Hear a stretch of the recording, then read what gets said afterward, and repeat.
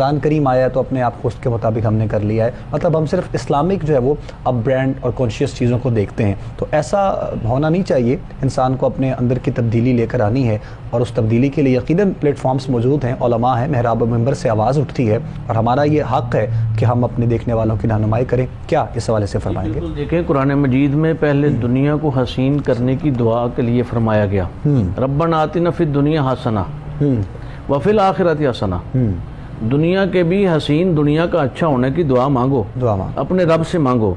اب یہ جیسے آپ نے فرمایا ہے کہ صرف محرم میں ہم جو ہے وہ دین کی طرف آئیں یا رمضان میں آئیں, تو دیکھیں یہ تو دین اسلام کا یہ عمل نہیں ہے. دین اسلام تو ہر دن کے لیے انسان کے لیے ایک بقا لے کر آتا ہے, ایک سالمیت لے کر آتا ہے, ایک محبت لے کر آتا ہے. اور نبی رحمت صلی اللہ علیہ وآلہ وسلم کی حیات مبارکہ سرکار نے ظاہراً حیات طیبہ کے اندر ہر روز کملی والے کریم آقا نے لوگوں کے ساتھ کس طرح معاملات کیے. بالکل. اور ہر دن کو, یہ تو ہماری باتیں ہیں نا کہ ہم سال میں 1 دن کر لیں یا 10 دن کر لیں یا 4 دن کر لیں, لیکن دین نے تو ہر روز ہمارے لیے عبادت کے لیے رکھا ہے. ہر لمحہ عبادت ہے.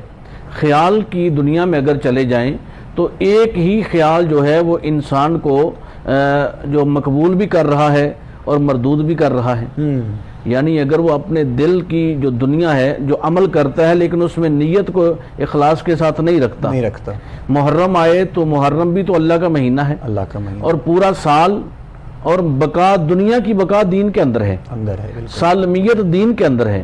نبی رحمت صلی اللہ علیہ وسلم کو دیکھیں آپ کے جب دین کا مقام ہے تو ثم دنا فتدلی فکان قاب قوسین او ادنی, لیکن جب دنیا داری ہے تو سرکار جب کاشانہ مبارک میں جلوہ گر ہوتے ہیں تو جناب سیدہ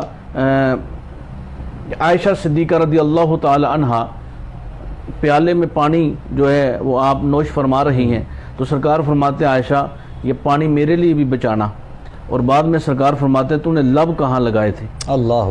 یعنی دنیا کو ہم دین کے دائرے میں جب لے کر آئیں تو ساری دنیا دین ہے, لیکن اس میں ہمارا جو طریقہ کار ہے وہ کیا ہونا چاہیے, فرق اس میں آتا ہے کہ ہمارا جو طریقہ ہے, ہمارے جو روز و شب کے معمولات ہیں. دیکھیں ایک انسان مسلمان جب مزدوری کرتا ہے وہ شام کو اجرت بھی لیتا ہے, لیکن اس کا سارا دن عبادت میں ہے. لیکن اگر کوئی غیر مسلم مزدوری کرتا ہے وہ عبادت میں نہیں ہوتا, وہ اجرت ملتی ہے صرف. بالکل ٹھیک. یہ ہماری جو دنیا ہم دین کے مطابق کریں, مطلب یہ بھی خوش قسمتی ہمارے حصے میں ہے نا جی. ہر لمحہ, یہ سعادت بھی ہمارے ہر لمحہ کنتم خیر امہ کا اعزاز عطا فرمایا گیا. حالانکہ ہمارے اندر وہ کوالٹیز موجود نہیں, لیکن پھر بھی فرمایا گیا. کوئی بندہ حافظ نہ ہو تو ہم اسے حافظ کہیں تو وہ کہتے ہیں حضرت شرمسار نہ کریں, میں حافظ نہیں ہوں. اگر کسی کو حاجی صاحب کہیں, اگر اس نے حج نہیں کیا تو وہ کہتے ہیں حضرت مجھے شرمسار نہ کریں, میں حاجی نہیں ہوں. لیکن اللہ رب العزت نے ہمارے اندر وہ کوالٹیز نہ ہونے کے باوجود بھی فرمایا کہ تم بہترین امت ہو. ایسا ہی کیوں فرمایا گیا؟ اس لیے فرمایا کہ اپنی دنیا کو سیرت مبارکہ کے مطابق ڈالو.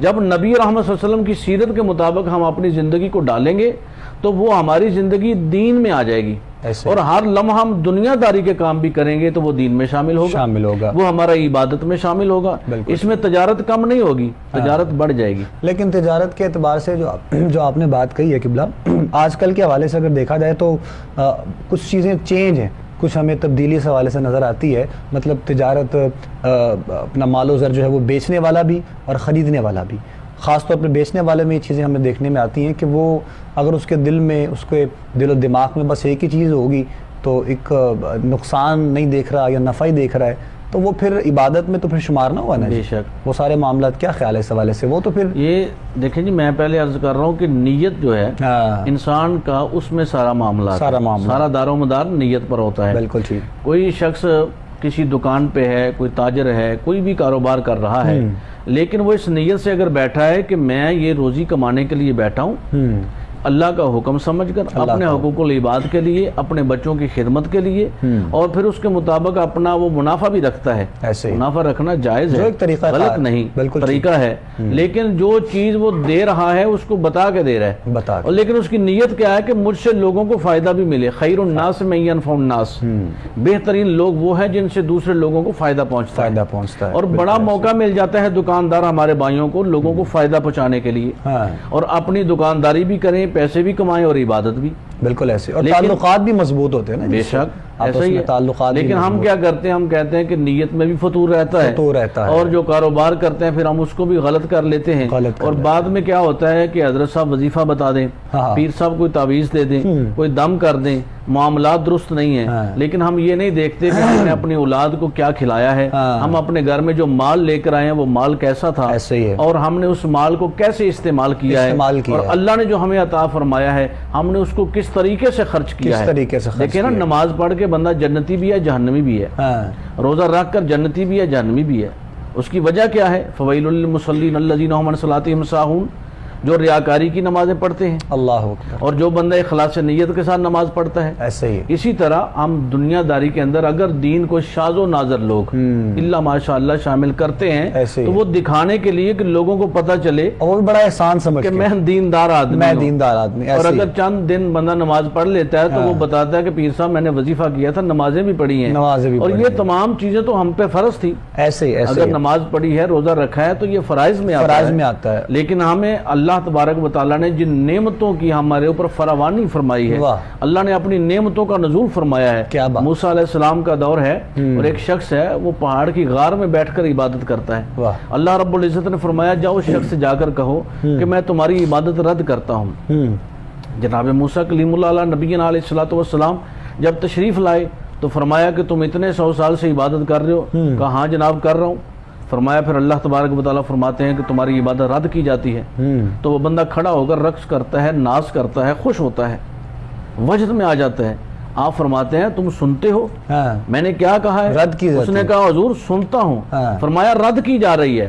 عرض کرتا ہے میں نے رد کرنے یا قبول کرنے کے لیے عبادت نہیں کی، میں نے اللہ کی رضا کے لیے کی ہے، خوش اس امر پر ہو رہا ہوں کہ اللہ تبارک و تعالی نے مجھے پیغام بھیجنے کے قابل تو سمجھا ہے، میرا شمار تو کر لیا ہے نا، اس فہرست میں تو شامل کر لیا۔ تو ہم عبادت کرتے ہیں دکھلاوے کے لیے، دکھانے کے لیے۔ دینداری میں اگر ہم کچھ کام کرتے ہیں تو ہم بتاتے ہیں کہ میں نے یہ کام کیا ہے۔ دیکھیں نا، ہم ہماری اپنا بیاہ شادی ہوتے ہیں تو اس میں جو دینداری کا جز کیا ہے؟ نکاح۔ اب وہاں اگر ہم کیا کرتے ہیں؟ ہر کام اپنی مرضی سے کرتے ہیں، لباس 10,000 کا 50,000 کا سب کچھ کرتے ہیں، لیکن جب نکاح کا وقت آتا ہے، حق مہر کا وقت آتا ہے تو ہم اس وقت دولہے کی حیثیت نہیں دیکھتے، ہم کہتے ہیں جی قاری صاحب شرعی حق میں لکھ لیں، اور پھر اس کے بعد جب آپ اپنی امام مسجد کی خدمت کی طرف آتے ہیں بالکل تو پھر آپ اس وقت جو انداز ہوتا ہے، جو طریقہ کار ہوتا ہے وہ قابل دید